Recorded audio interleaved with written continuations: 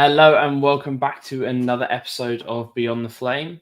This time we have a special guest with us again, and we're talking all about triaging.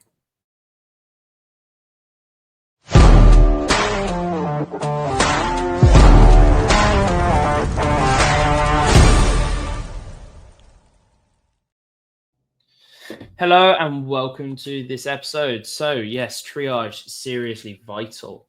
So we'll be going all over how you do it, why you do it, and the key things that we're looking to gain. And as I mentioned, we have a special guest with us. So welcome to the podcast, Adam. Hello, gentlemen. Adam Jackson, ladies and gentlemen. Yes. How are Second you? time lucky. Second Yes. time lucky. Yeah. This is what happens when you use like SaaS applications and just nothing works. So I've told you it's a good use case for triage, Dan. Triage your technology as well as your tickets. That's my advice to you. Actually get something to work and prove it. That's awesome advice. So Adam, can you give us just a quick intro on who you are and what you do for us, please? Sure. So I'm Adam Jackson. I'm the Global Head of Enterprise Service Management at Valiantis. I'm based in Newcastle in the northeast of England, and I've been in the Atlassian ecosystem since January last year.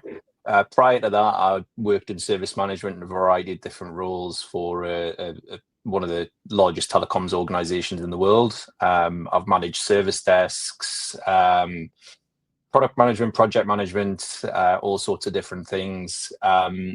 Now it's a practice focus. So it's essentially putting guardrails around what we're doing from a delivery perspective, how we're innovating, how we're taking things that we're doing for customers, making them more repeatable. And essentially acting as a bit of an SME for service management conversations when we deal with customers. And obviously we'll be working closely with you guys on a few different solutions that have been out there. So yeah, that's me. Awesome. And he is also a rabid Newcastle Football Club fan. So I am huge, diehard. I know. One day we'll get to a game. We almost had an opportunity this year, but one day we'll get to go watch a game together. I mean, we all know who let us down on that, Dan, right? We'll not name them and shame them, but we know who let me down. Yeah. You know what her name is, so yes, her name, yeah. Adam, we've all got one. So what is your like horror story when you think about managing desks or dealing with triaging and stuff like that?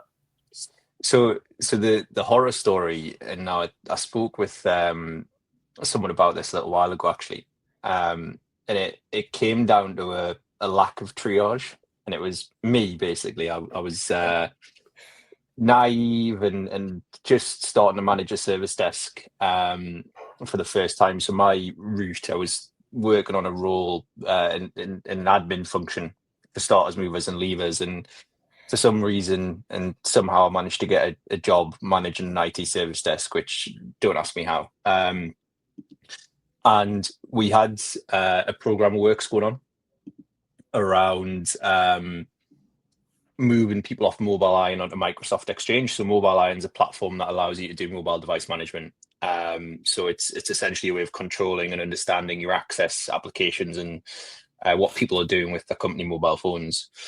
So our way of doing things should have been to set up a number of triage clinics to invite people in to, if they could do it themselves, they did it themselves. If not, they come in and we'll kind of took them in batches.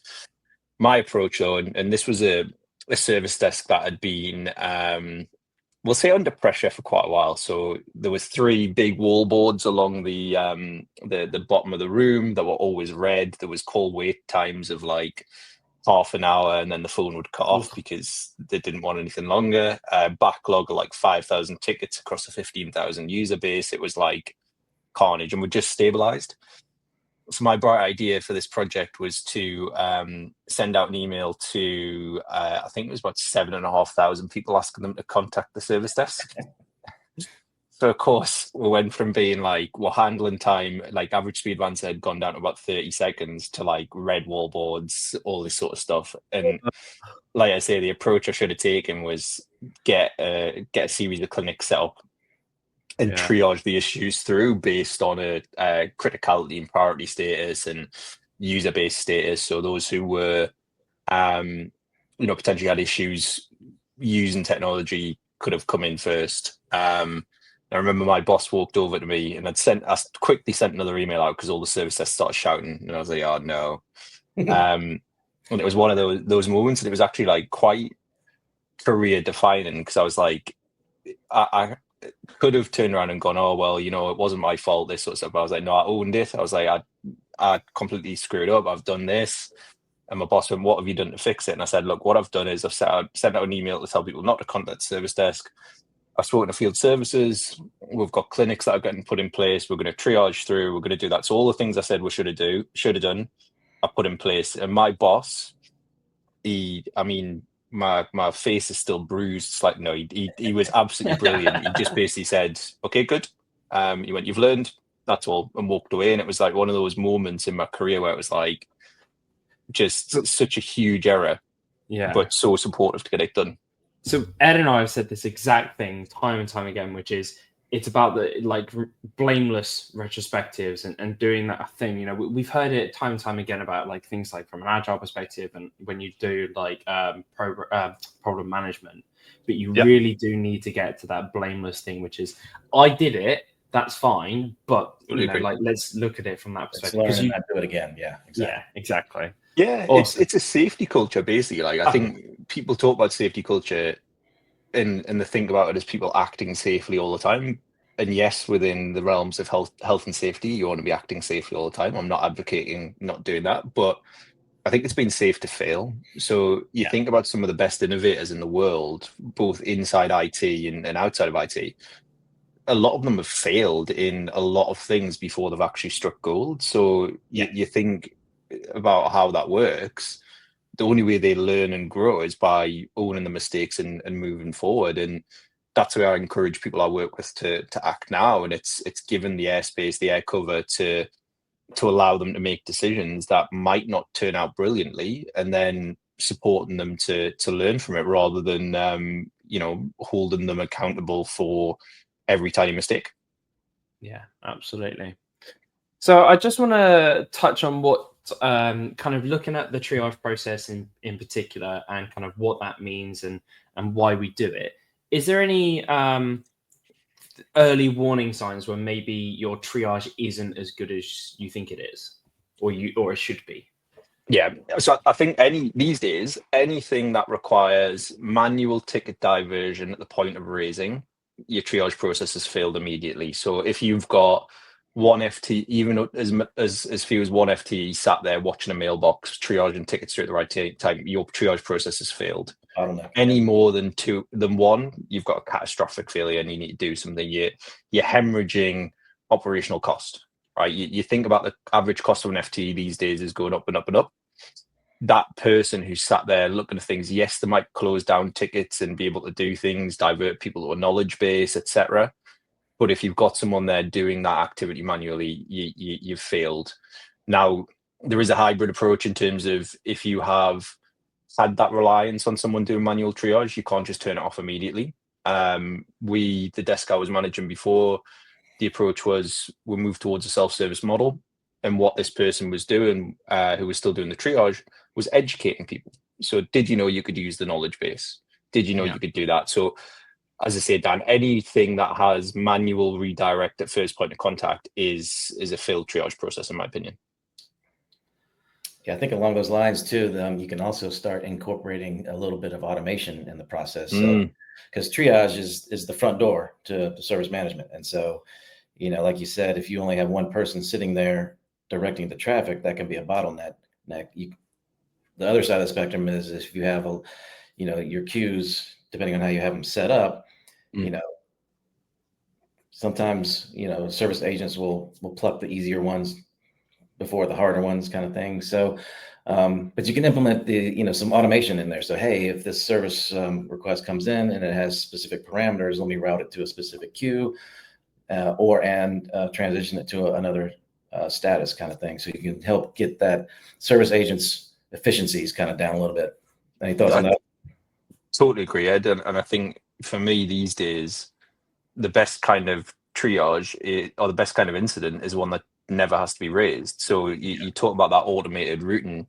Yes, it's crucial, but it's on all of us as service management professionals to be supporting organizations to actually divert people who are going to contact a service desk about an incident to a knowledge base item. And yes, that's not going to work 100% of the time, because there's anomalies, there's things that you don't see, there's other things that you need to know about that they can't fix.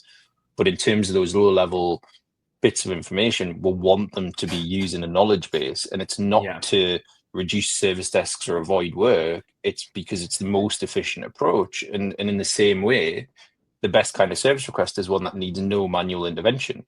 Other than a potential approval. So you think about the potential to connect everything together.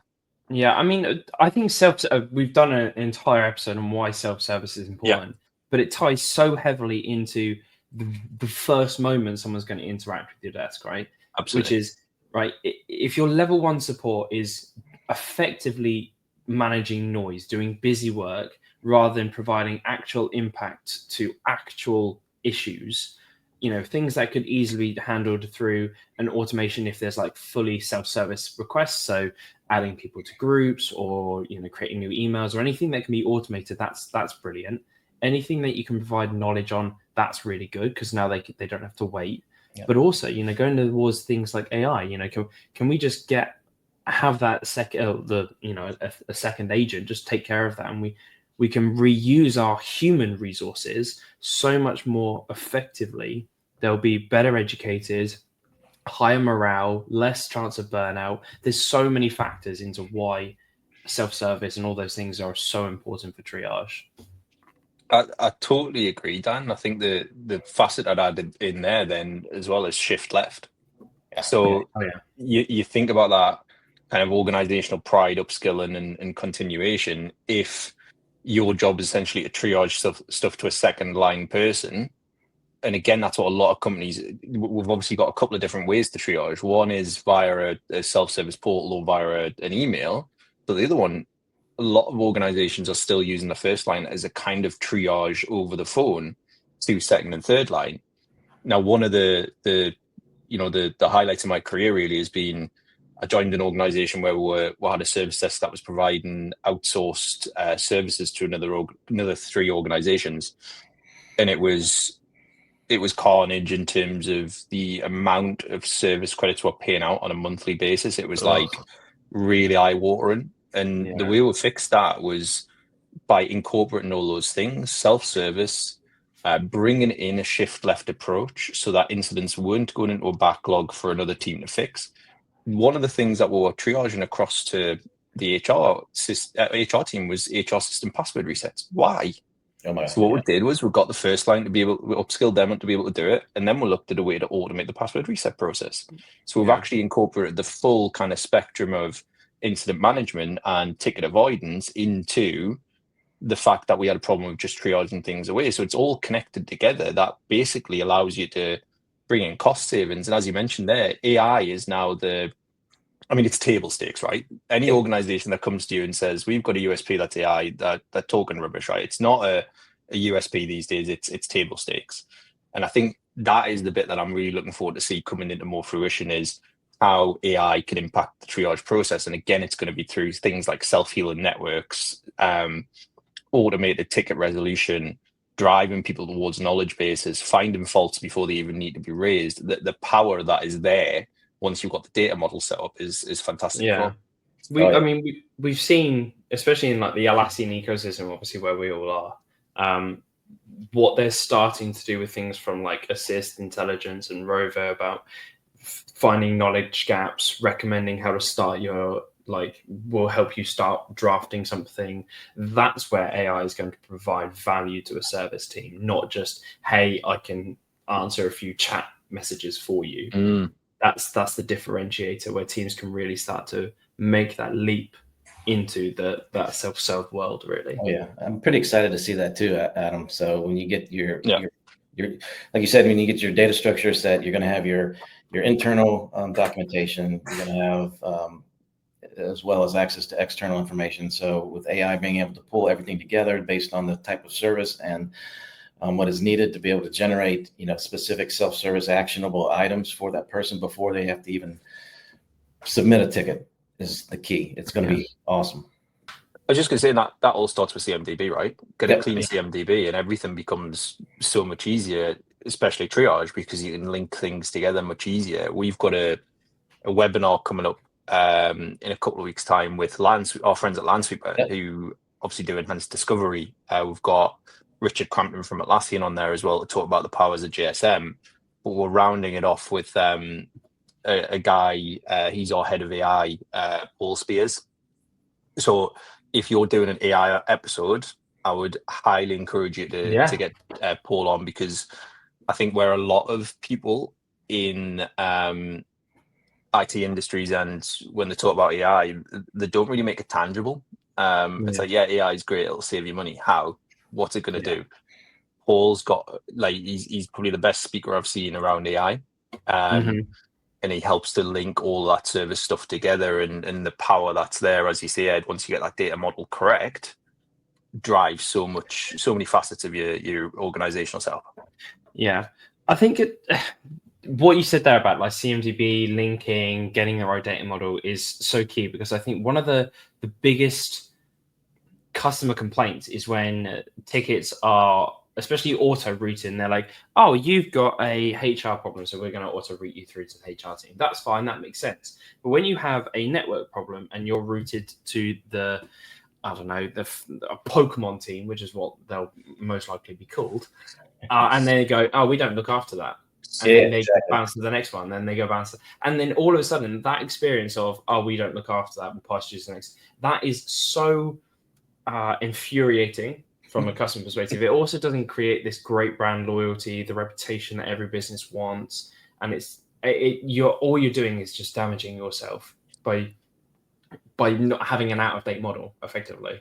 You're so right, and like, if you think about what that journey actually looks like, though, right? So in an ideal scenario, that is me raising the ticket, Ed triaging, passing it to Dan, right?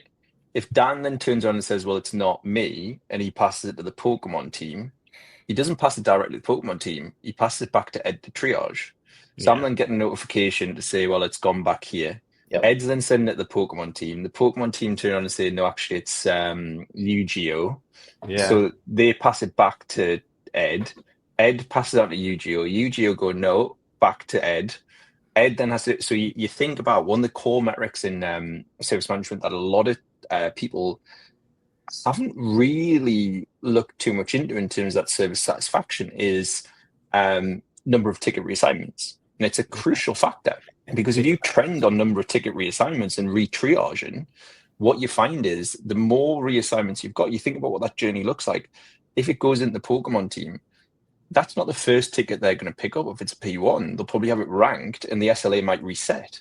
So they're going to then go right back down the chain, then they're passing it, and all of a sudden you've got me sitting there going, well, what the hell is going on with this incident? Because my view is Ed as triage is the front face of the organization for IT. Yeah. And that's then a terrible experience for me. As you say, Dan, it's brand loyalty. From a user experience internally, I'm kind of going, and if I know Ed, because I've spoken to him before, which is what ends up happening, because triage people end up getting dragged into conversations, I'm ringing Ed and going, Ed, what the hell are you playing at? Yeah. Adam, what you just described, I was actually experienced like way back in the day before Jira Service Management. So this is probably like 2010, 11, 12. It was just Jira. And I was in the middle of an assignment fight, basically, between two organizations, because they kept saying, nope, that's not me. Back to Ed. Ed over here. Nope, back to Ed. And I'm just going, look, guys, I'm facilitating this, but we're not getting anywhere. So it's like, it was hilarious. Yeah.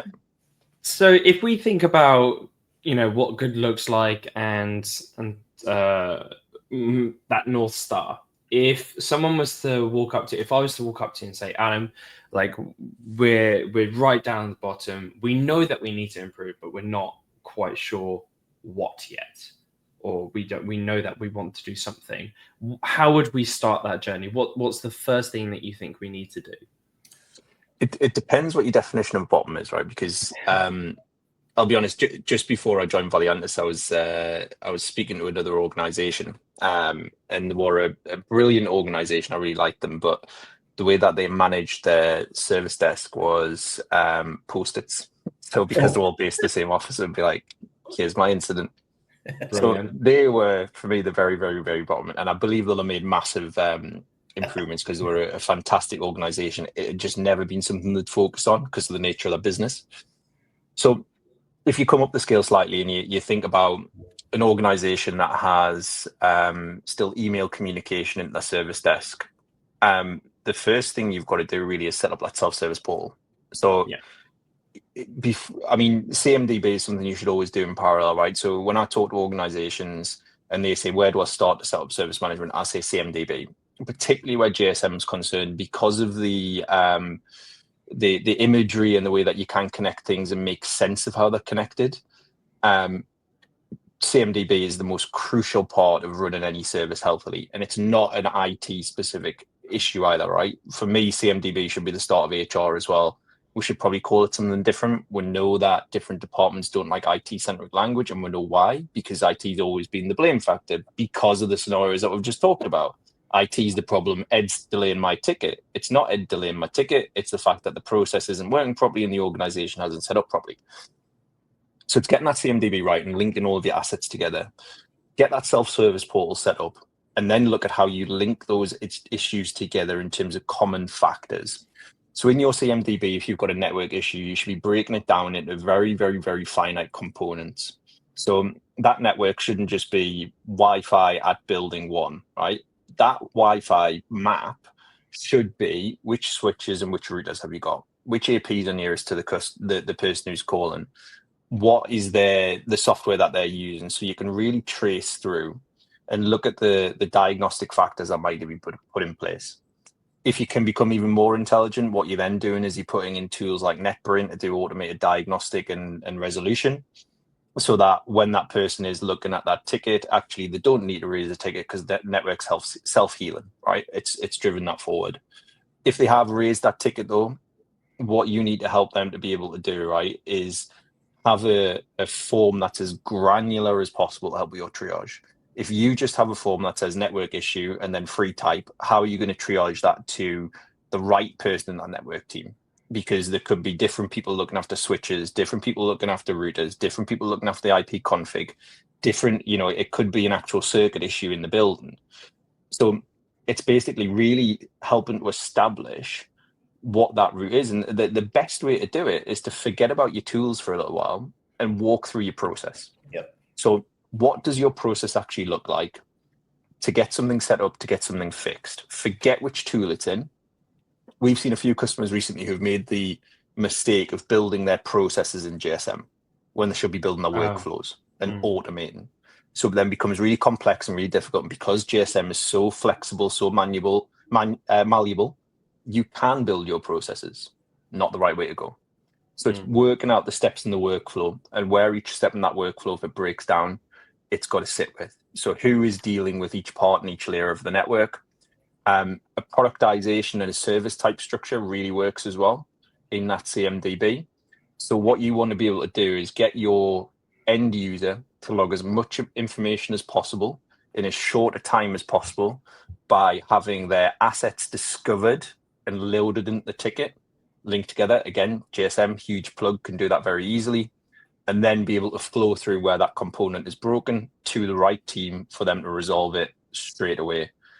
Any links to knowledge articles and Rovo, even more beneficial. But ultimately, CMDB and Portal are your two key starting points for any organization that is still doing email and manual triage. But do it gradually. The user experience is the thing. Organizational change enablement. Do it over a period of 3 to 6 months. The scenario I spoke about earlier of we didn't just turn email communication off one day. We gave users a warning of 3 to 6 months, and then we guided them through. And then we started to flag where users had still contacted the service desk 10 times in that period. We flagged it to the manager, not to turn around and have an argument, but just to say, look, this is the process we're changing. We are going to turn it off. We don't want them to not be supported, but they need to be aware that it's going to change. So it's being sensitive and understand the situations that have led to that triage process as well. Yeah, I mean, I think there's I think for me, one of the first things, obviously, understanding who your true customers are, because if let's say you're a B2C, right, you have to understand, are they what your demographic breakdown is. You know, are they elderly? Are they young? Because young are going to be far more flexible and adherent to technology. Elderly, not so much. However, what they will do is pick up the phone. They're more likely to phone somebody if they can get hold of a number, rather than trying to work out a computer. So knowing that is going to be a great process, because knowing the point of entry knows, which will tell you the type of channels that you need to have available, which will help guide your triage process, because obviously that's what is going to start.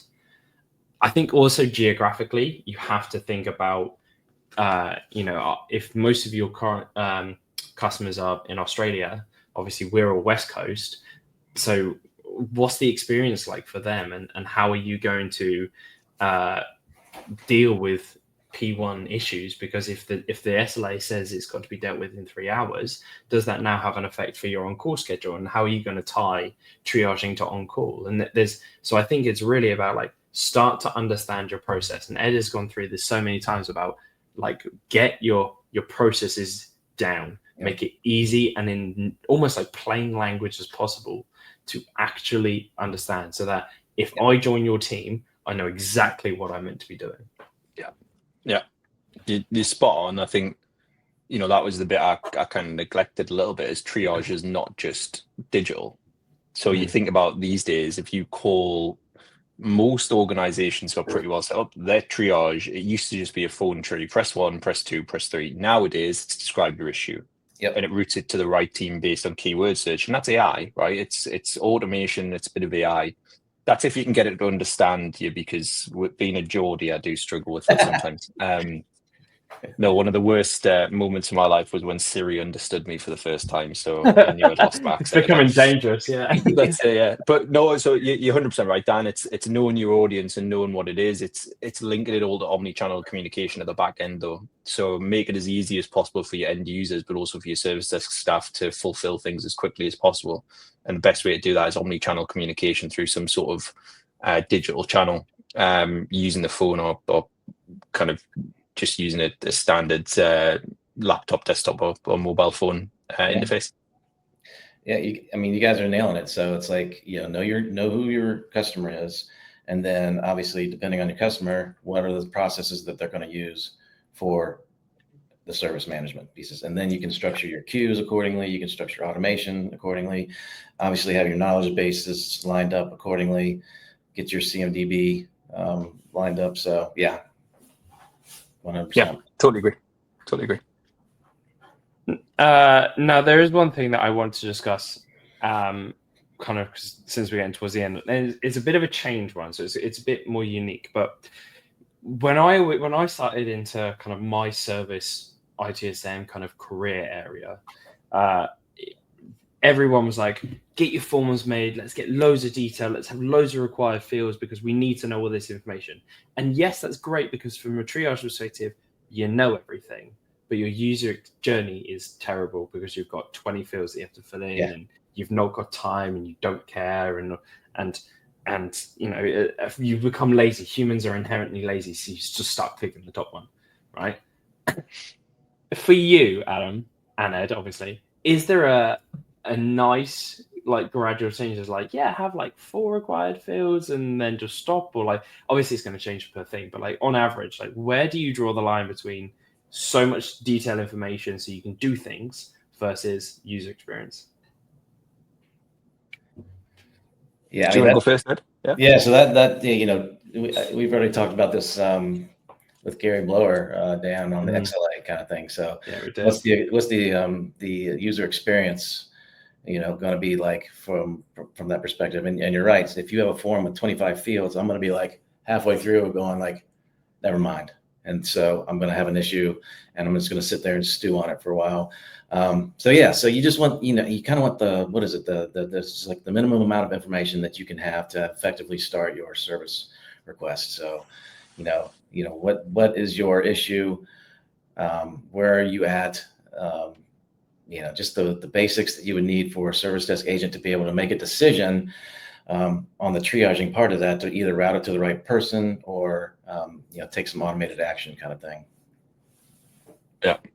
I mean, I like to go with sort of 5,000 fields, multi-paragraph, Old English sonnet style. If it's not written like Chaucer, it's rejected straight away. Attachments, everything. Yeah, that's it. As much detail as possible. So, we want to tick and avoid by confusing. No, so for me, the power lies in if you're asking a user to fill in their name on a form you've already filled, right? So you want to be able to pull back as much information as possible automatically. Like Ed said, basic information around location, etc. Yes, you want to get as much information across to the service desk as possible, but that for me is got to be a series of drop downs rather than free type fields. And then I think for me, that one of the most powerful bits that I've seen now, and you look at Atlassian's Loom capability. Yeah. If someone's got connection to the internet, a Loom attachment shortens the cycle time, for instance, dramatically, right? You think about it. If you can turn around and just make a video and replicate the issue, if you think about the issue that you've had with a certain platform that we talked about as well, if you'd been able to do like a video to send that across them to show what was going on, it probably would have shortened it down straight away. It also helps them with the linking of incidents and issues together. And you think about what the power of Rovo is going to do. Once you ingest that Loom video in, it's going to start to build connections automatically without triage. So it's going to also create knowledge base articles based on that as exactly. Yeah. And I think that's it. It's like you say, you don't want to overwhelm users with 20 fields. You do want to make sure that the incident gets through the right place. And the best way, as you both touched on there before, is to map out that process and user journey. So what is the bare minimum information we have needed on past tickets that have come up with the same issue? And then how we'll create a knowledge base that says, if customer has this symptom, this is a potential cause, so we can investigate as quickly as possible. But also multi-skill your engineers and service desk analysts. That is a crucial factor. So I've seen organizations where they've got like specific Wintel people sat in the background. I mean, some of them did not like to be approached by people and would not deal with tickets. They did not deal with customers because they thought they were engineers in their eyes. So once we upskilled people at the front line, it actually helped us to do a lot more. Education is so vital. It is so, and well, from a business perspective, it removes risk. If you're the only person who knows how to deal with databases and you get hit by the proverbial bus, that's like great. The business is ruined. Like, so you need to be able to do so much for it. Now, you touched on it perfectly there, which I think so many companies don't do, which is about looking over past historical data, because the trend analysis will tell you where you're failing your triage process. The previous tickets will tell you how your user journey is, where sentiment is going up or down, like too many fields versus too little fields, and all those things. So I think people need to look over history. That's going to give you the values. I totally agree, and I'll tell you a story. It's not connected to work, but my partner was drawn with my 4-year-old niece a little while ago, and she made a mistake, and she went, like my niece did, she went, I've made a mistake, but that's okay, that's how we learn. And I was like, you know what, so you two both know me, I like to joke and wind people up. I'm not discriminating against children, I also wind them up too. And she came through and they told me the story about that, and I was like, well, I never make mistakes. And you know what she said? Like quick as that, she went, well, then you never learn. And I was like, you've got my number, but it's true. This is the bit that we've got to do. It comes back to continuous learning about your service and the health of it, and reviewing if users are constantly avoiding a ticket. So it's how often is that ticket being used?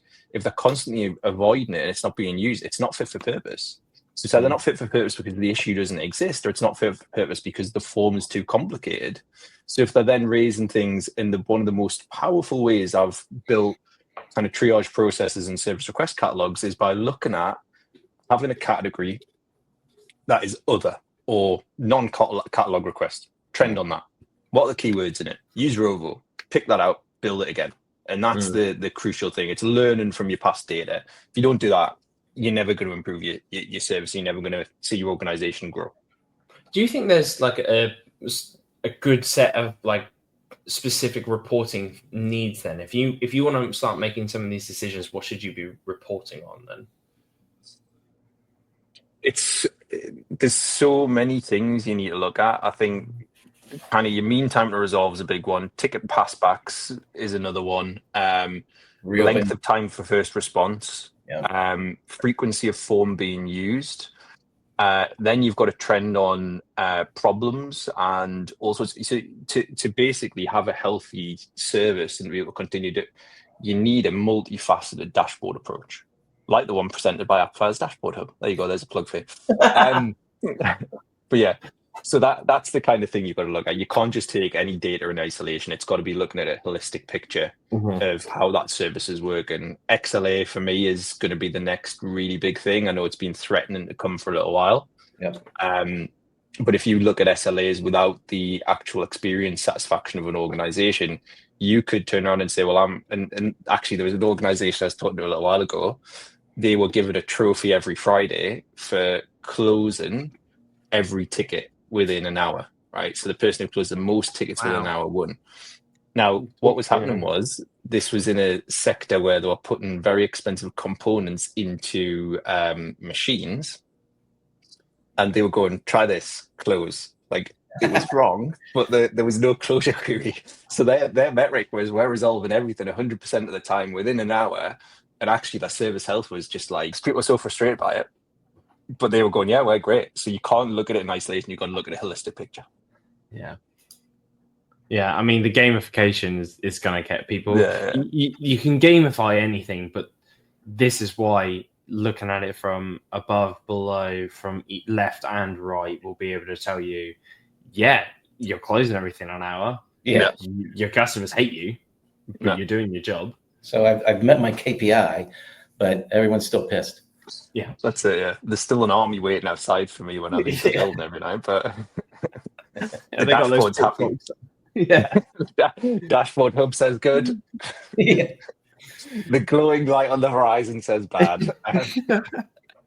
Well, thank you very much, Adam, for joining us for what is a much longer conversation than usual, but I've thoroughly enjoyed it. So thank you for coming along. I hope you have as well. Thank you very much for everyone for joining for today's episode, and we will catch you in the next one.